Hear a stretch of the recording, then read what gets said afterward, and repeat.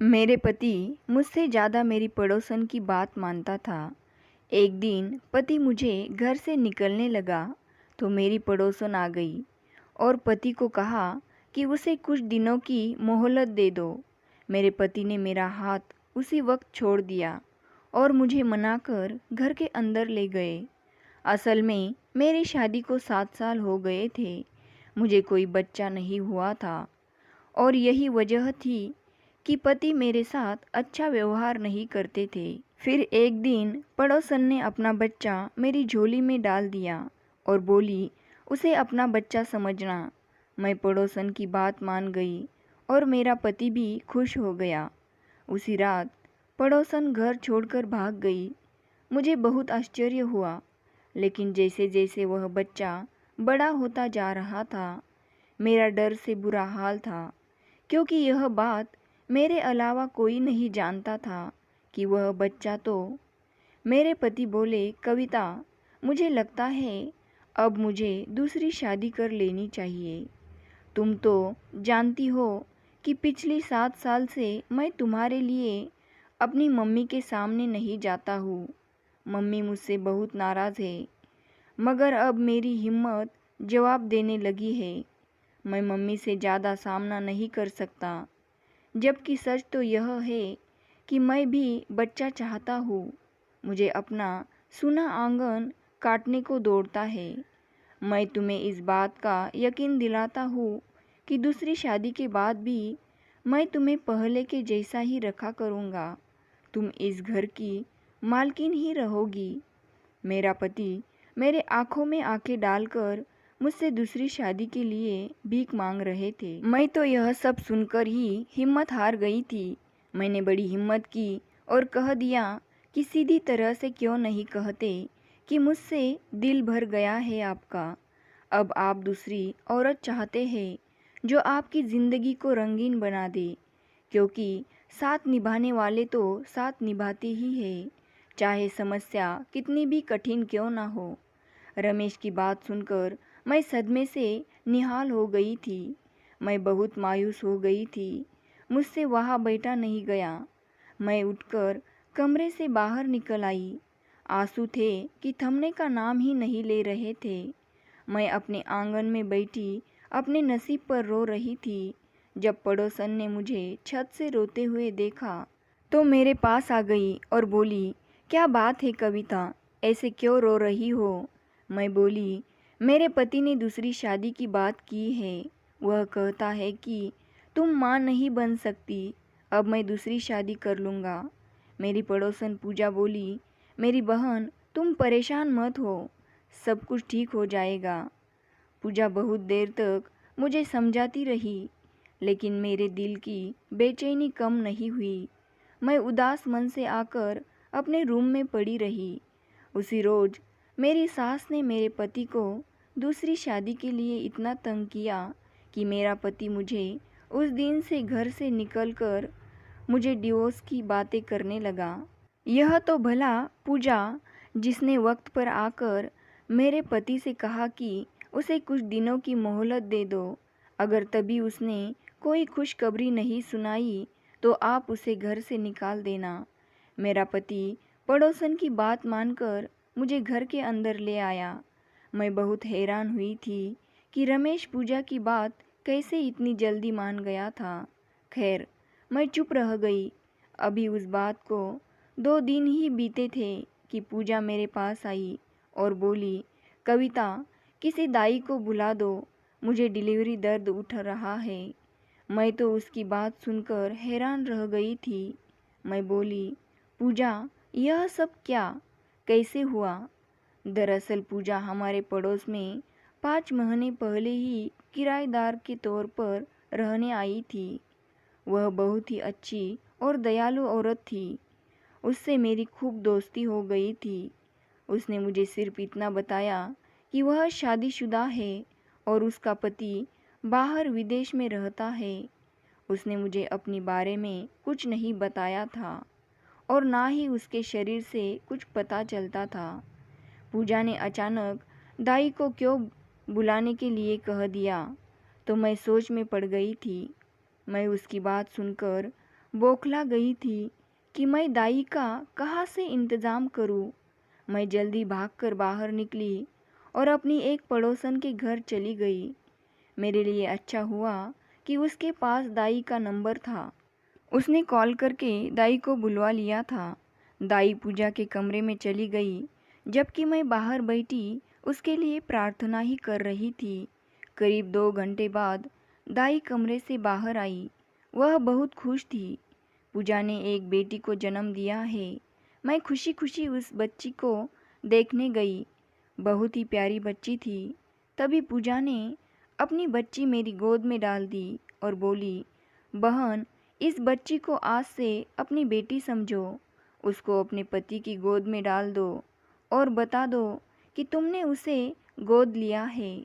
फिर वह दूसरी शादी करने का सोचेगा भी नहीं और फिर मेरी बात भी पूरी हो जाएगी। मैंने पूछा, पूजा, कौन सी बात? तो वह बोली कि देखो, तुम तो माँ नहीं बन सकती।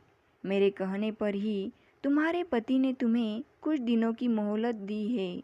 अगर मेरी बात पूरी ना हुई तो रमेश तुम्हें डिवोर्स दे देगा और मैं यूँ तुम्हारा घर उजाड़ते हुए नहीं देख सकती।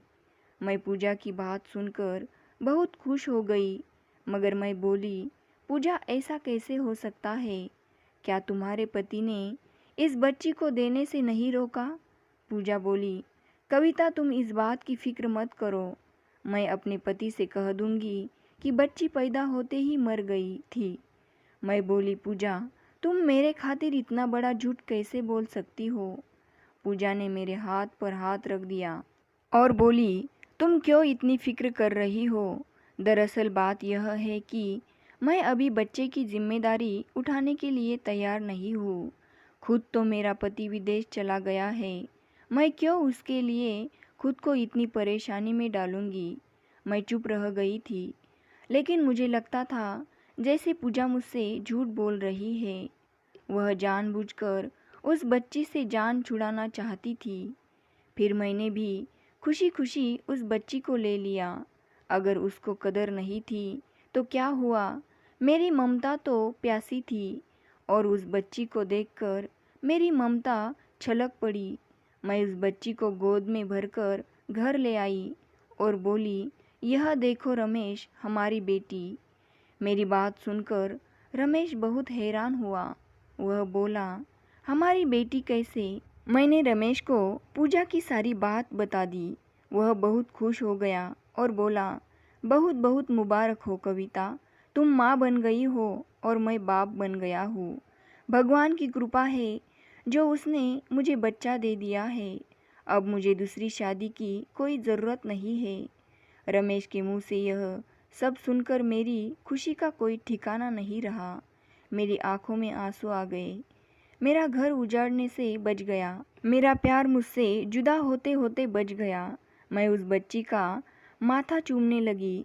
उसकी वजह से मैं अपने पति के साथ रह सकती थी। पूजा ने मुझसे कहा था कि मैं उस बच्ची को दूध भी नहीं पिलाऊंगी। तुम उसके लिए दूध के डिब्बे का इंतज़ाम कर लेना। रमेश को बाहर भेजकर दूध का डिब्बा मंगवा लिया था। रमेश भी मेरा हर काम भाग भाग कर रहा था। शाम तक तो सब कुछ बहुत अच्छा रहा, मगर जैसे ही रात हुई, बच्चे ने रोना शुरू कर दिया। मैं कभी उसको दूध देती तो कभी उसको कंधे पर लेकर घूमती रहती थी। रमेश मेरे साथ ही था। वह भी कोशिश कर रहा था कि बच्ची किसी तरह चुप हो जाए। 2 घंटे ऐसे ही बीत गए। अब रमेश बोला, मेरी मानो तो उस बच्ची को उसकी माँ के पास ले चलो। वह अपनी माँ की खुशबू सूंघ लेगी तो उसका चैन आ जाएगा। उसी वक्त मैंने गुस्से में रमेश की तरह देखा और बोली, क्यों, एक ही रात में आप इस बच्ची से तंग आ गए हो जो मुझे कह रहे हैं कि उसकी माँ के पास ले जाओ? रमेश बोला, नहीं, मेरा यह मतलब नहीं है। तुम 2 घड़ी लेकर तो जाओ उसकी माँ के पास। जब वह सो जाए तो वापस ले आना। मैं भी बच्ची के रोने की वजह से बड़ी घबरा गई थी, इसीलिए बच्चे को लेकर पड़ोसन के घर चली गई। उसके घर में हर तरह अंधेरा ही अंधेरा था। मुझे पता नहीं था कि बेचारी जल्दी सो गई है, इसीलिए धीरे से उसके कमरे का दरवाज़ा खोला तो यह देखकर हैरान रह गई कि वह तो खाली था। मैंने जल्दी से बच्ची को बेड पर लिटाया और किचन को चेक किया और वह भी खाली था। मैं बहुत हैरान थी कि रात के समय आखिर पूजा कहाँ जा सकती है। मैं यही सोचकर बहुत परेशान हो रही थी। तब मेरी नज़र टेबल पर रखी कागज़ पर पड़ी। मैंने जल्दी से वह कागज़ खोलकर देखा तो उस पर लिखा था, प्यारी कविता, मैं आज तुम्हें अपनी ज़िंदगी का सबसे बड़ा राज बताने जा रही हूँ। दरअसल मेरे पति को तो पता ही नहीं था कि मेरी कोख में कोई बच्चा पल रहा था। अगर उसे पता हो जाता तो वह मुझे अपना बच्चा तुम्हें नहीं दे देता और यूँ मेरा घर उजड़ जाता। तुम बच्चे के लिए तरस रही थी, इसीलिए यह मैं तुम्हें दे आई हूँ और खुद बहुत दूर जा रही हूँ। मेरी बच्ची, जब तुम्हें उसके बाद एक और राज भी मालूम हो जाएगा तब तुम्हें मुझसे बहुत शिकायत होगी, मगर मैं अभी से तुमसे माफ़ी मांग रही हूँ, मुझे माफ़ कर देना। मैं तो खत पढ़कर बिल्कुल दंग रह गई थी। पूजा शक्ल से इतनी शरीफ लगती थी, वह कैसे इतना गलत काम कर सकती थी और फिर वह अपनी औलाद मेरी गोद में डाल गई थी। यह बात सच है कि मुझे बच्चे की ज़रूरत थी, मगर ऐसे बच्चे की नहीं। मैं तो कब से रमेश को कह रही थी कि हम बच्चा गोद ले लेते हैं। तब रमेश ने मेरी इस बात का बहुत बुरा माना था और बोला, कविता, आज तो तुमने यह बात कर ली है, मैं दोबारा तुम्हारे मुंह से यह बात ना सुनो। मुझे किसी ऐसे बच्चे को गोद नहीं लेना जिसके बाप को ही पता ना हो। तब मैंने रमेश को समझाते हुए कहा था कि हम अपनी जान पहचान वाले से यह बच्चा गोद लेंगे। तब रमेश इस बात के लिए राजी हो गया था, मगर आज पूजा ने अपनी बेटी मुझे दी तो रमेश ने मना नहीं किया था, क्योंकि कविता उनकी पत्नी थी।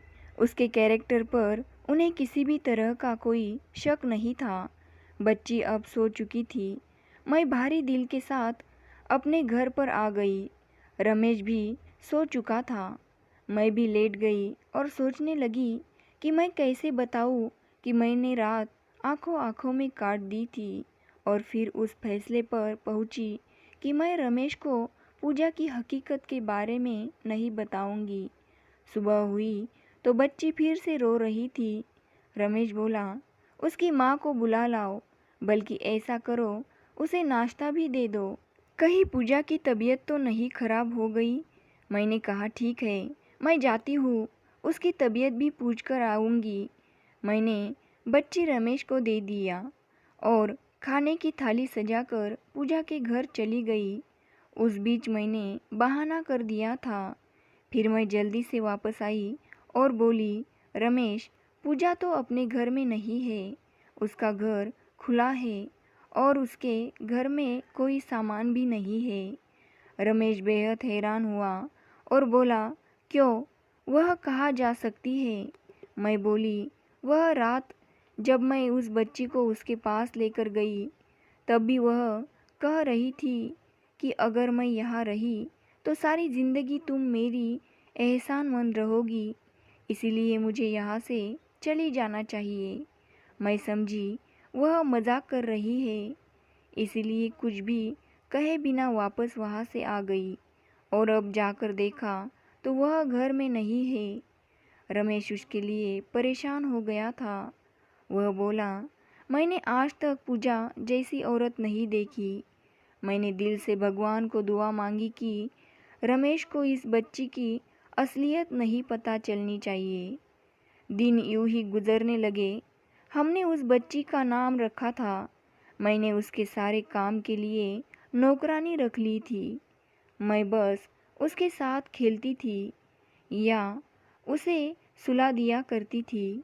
उन दिनों मेरी सास अपने दूसरे बेटे के पास गांव में रहने गई थी, इसीलिए मेरे पति ने एक नौकरानी रखने पर ऐतराज़ नहीं किया था। मैं बहुत खुश थी फिर एक दिन मुझे पता चला कि मैं भी माँ बनने वाली थी। शादी के 7 साल बाद माँ बनना मेरी ज़िंदगी की सबसे बड़ी खुशी बन गई थी। रमेश को जब यह खुशखबरी मिली तो उन्होंने मुझे अपने हाथ का झाला ही बना दिया था। मेरी पहली औलाद होने जा रही थी। मुझे परेशानियां भी बहुत हो रही थी, इसलिए डॉक्टर ने मुझे आराम करने को बोल दिया था। अब मेरी बेटी खुशी बिल्कुल ही नौकरानी के रहमो करम पर थी। एक दिन नौकरानी मेरे पास आकर बैठ गई और बोली, दीदी आप अच्छे से दूसरी दफ़ा माँ बनने वाली हो। अपने ऊपर से बलाई उतर दो ताकि आपका दूसरा बच्चा खुशी की तरह ना हो। मैं हैरान रह गई। वह बोली, क्या मतलब तुम्हारा? क्या हुआ है? खुशी पर तो भगवान की कृपा है, वह बहुत अच्छी भली तो है।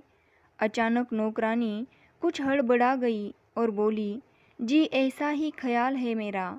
मैं खुशी से बहुत मोहब्बत करती थी। रमेश भी उस पर जान छिड़कने लगे।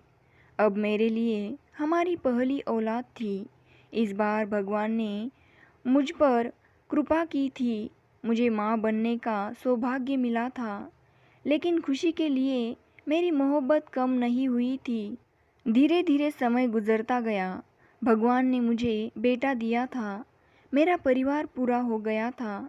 एक बेटा और एक बेटी। मैं बहुत खुश थी और नौकरानी भी क्यों कह रही थी कि आप अपने दूसरे बच्चों की बला उतार देना, नहीं तो यह खुशी की तरह हो जाएगा। क्योंकि खुशी एक किन्नर थी। जब मेरे सामने यह हकीकत खुलकर आई तो मैं फूट फूट कर रो रही थी। इतने दिन तो मुझसे कुछ खाया पिया भी नहीं गया था। रमेश समझे कि मैं उनसे नाराज हूँ, इसीलिए चुपचाप रहती हूँ।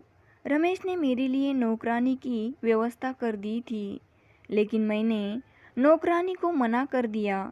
मैं नहीं चाहती थी कि मेरी खुशी की सच्चाई किसी को पता चले। मैं खुशी से बहुत प्यार करती थी। शायद अपने बेटे से ज़्यादा मुझे खुशी प्यारी थी, क्योंकि मेरे अंदर की ममता को शांत किया था। खुशी की वजह से ही मेरा घर टूटने से बच पाया था। खुशी ही मेरी ज़िंदगी में खुशियाँ लेकर आई थी। धीरे धीरे मैंने दुखों के आड़ घुटने टेक दिए। मैं अपने दोनों बच्चों की परवरिश में लग गई। बच्चे बड़े हो रहे थे। खुशी सुंदर तो पहले से ही थी, लेकिन जैसे जैसे बड़ी होती थी उसकी सुंदरता और भी ज़्यादा बढ़ती जा रही थी। मेरा बेटा अपनी बहन से बहुत नफरत करता था। यह सब देखकर मेरा दिल बहुत दुखता था। मैं निखिल को समझाती तो वह कहता कि वह बहुत अजीब है, अजीब अजीब हरकतें करती है। निखिल की यह बात सुनकर मैं बहुत रोई थी।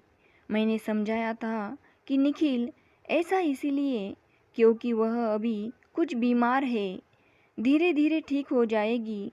लेकिन तुम मुझसे वादा करो, तुम अपनी बहन का हमेशा ध्यान रखोगे। निखिल मुझे इस तरह रोता देखकर बहुत परेशान हो गया था। उसने मुझे चुप कराया और मुझसे वादा किया कि वह खुशी का ध्यान रखेगा, उसे हमेशा खुश रखेगा। लेकिन खुशी को लेकर मैं बहुत परेशान थी, क्योंकि वह जैसे जैसे बड़ी हो रही थी उसके अंदर बगावत भरने लगी थी। उसने अब 12वीं पास कर लिया था। वह अपने बारे में सब कुछ जानने और समझने लगी थी। एक दिन वह रोते हुए मेरे पास आई और बोली, यह आपने अच्छा नहीं किया। आपने क्यों मेरी पहचान छुपाई? मुझे किसी से भी छुपने की ज़रूरत नहीं है।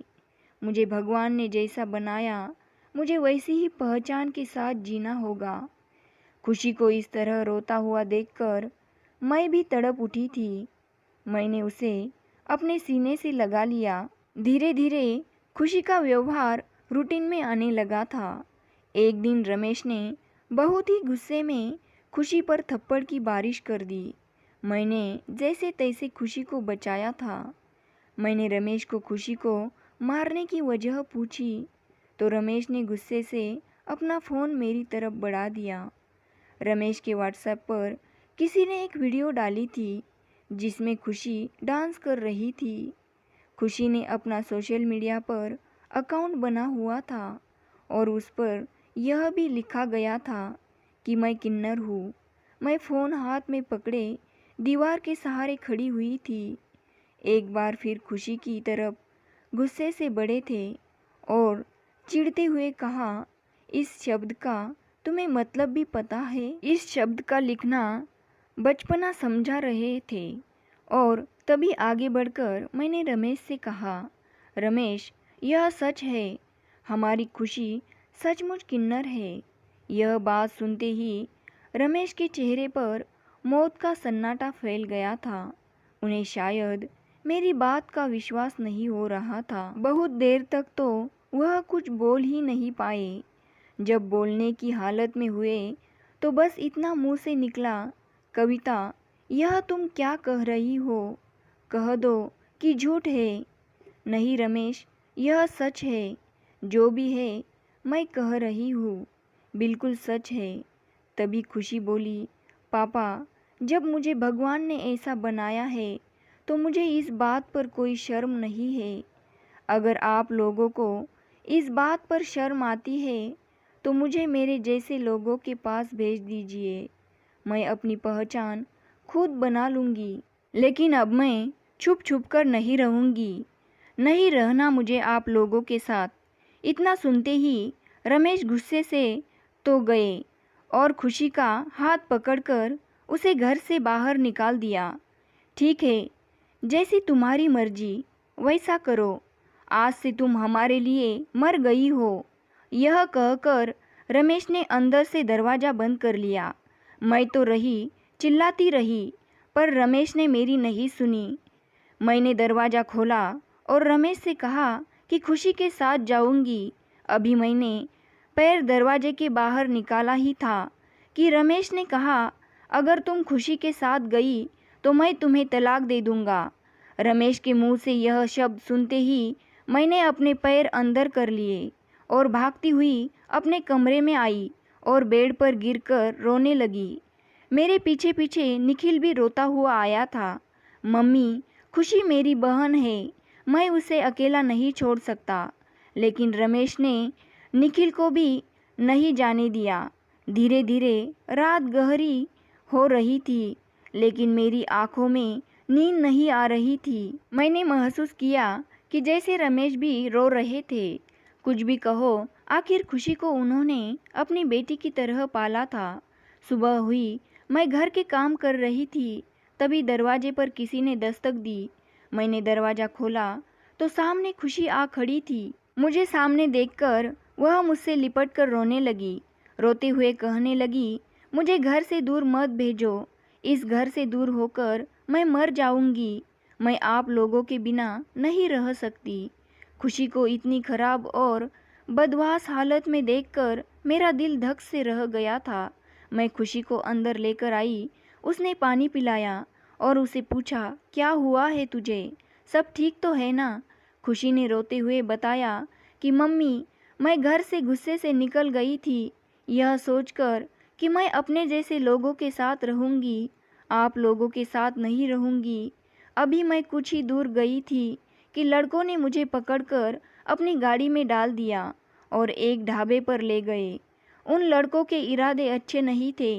इससे पहले कि वह मेरे करीब आते ही कुछ लोगों का एक समूह उस ढाबे पर आया था।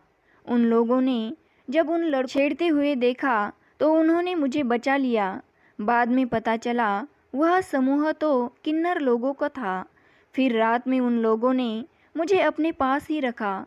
बोले, जब सुबह हो जाए तो अपने घर पर चली जाना। उस एक रात में मैंने उन लोगों के दर्द को समझा। वह जो भी कुछ करते हैं अपनी मर्जी से नहीं करते, क्योंकि उनकी मजबूरी होती है। फिर मैंने सोचा, हम लोग भी तो और लोगों की तरह ही है। हमारा दिमाग नॉर्मल लोगों से अलग थोड़ी है, हम भी कुछ कर सकते हैं। फिर मैंने अपने मन में विचार किया कि मैं पढ़ूंगी, लिखूंगी और अपना करियर बनाऊंगी, अपनी खुद की एक पहचान बनाऊंगी। बस मम्मी, आप और पापा मुझे माफ़ कर दो और अपने पास अपनी ममता की छाँव में रखो। मैंने तुम्हें माफ़ कर दिया है खुशी। पीछे से रमेश की आवाज़ आई तो हम दोनों ही चौंक गए। पता नहीं रमेश कब से खड़े हमारी बातें सुन रहे थे। खुशी रमेश के सीने से लगकर रोने लगी। ऐसी चुप कराए उसके सर पर हाथ फिरते हुए कहा, रात में कुछ ज़्यादा ही गुस्से में आ गया था। प्लीज़ मुझे माफ़ कर दो। मुझे तुम्हारे साथ ऐसा नहीं करना चाहिए था। तुम्हें प्यार से समझाना चाहिए था। दोनों बाप बेटी के मिलन से मेरी आंखों में आंसू आ गए। फिर खुशी अपनी पढ़ाई में दिलो जान से जुट गई। खुशी ने अपना सोशल मीडिया अकाउंट डिलीट कर दिया और अपने सपने को पूरा करने में लग गई। उसका सपना था डॉक्टर बनना। इस बीच हम लोगों की कई बातें सुनने पड़ी।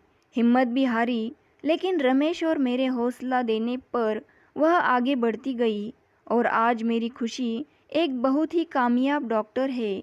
भगवान ने उसके हाथों में जादू दे रखा है। जिस मरीज पर हाथ रखती है वह हंसता खेलता अपने घर वापस आता है। दोनों बहन भाई ने मिलकर एक एजेंसी खोला है जिसमें उन्होंने किन्नर बच्चों की पढ़ाई लिखाई और उनके पालन पोषण का जिम्मा उठाया। जो लोग अपने खुशी को लेकर तरह तरह की बातें बनाते थे अब उनके मुंह बंद हो चुके हैं। दूर दूर तक मेरी खुशी का नाम था। जब भी खुशी को देखती हूँ तो मेरे सर गर्व से ऊंचा हो जाता है। दोस्तों, यह कहानी आपको कैसी लगी कमेंट करके ज़रूर बताइएगा। पसंद आई हो तो प्लीज़ लाइक करें, शेयर करें और चैनल को सब्सक्राइब करें। मिलते हैं नई कहानी में।